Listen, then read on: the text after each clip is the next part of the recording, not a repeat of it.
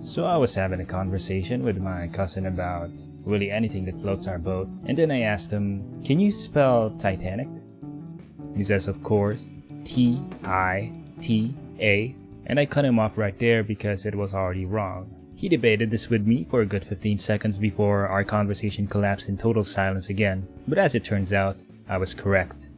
Now, for the cultured and aging millennials that are watching this video, the movie this game is based on needs no introduction, so for those born after the 20th century, don't worry as they probably aren't interested. But I did see it in theaters when it came out in 1997, and as the people responsible for my upbringing had poor reaction times, I was able to observe Kate Winslet's chest area. I was 8.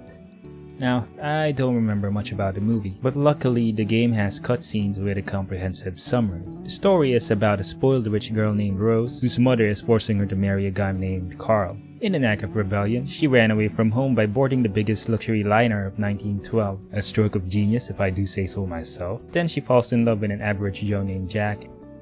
I mean, I probably would have too if the guy looked like Leonardo DiCaprio. But due to her unexplained financial situation, she and Carl wanted to suicide to finish it. Fortunately, Jack was there to save her. But with the suicide plot ruined, Carl became jealous and spiteful, so he threw a party to honor Jack's heroic deed.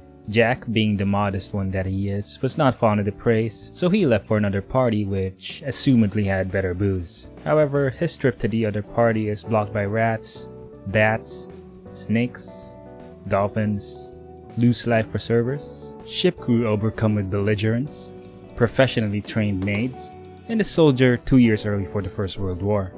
As to why the devs chose to make this a beat-em-up game, all I can say is, good choice. It is a late 90s romantic disaster movie after all.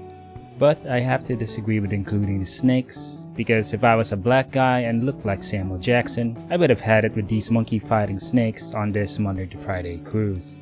Anyway, Rose got depressed from all the fighting, I think. So they stood on the deck to enjoy the sunset. Thoroughly inspired, Jack then wanted to draw her a body sketch.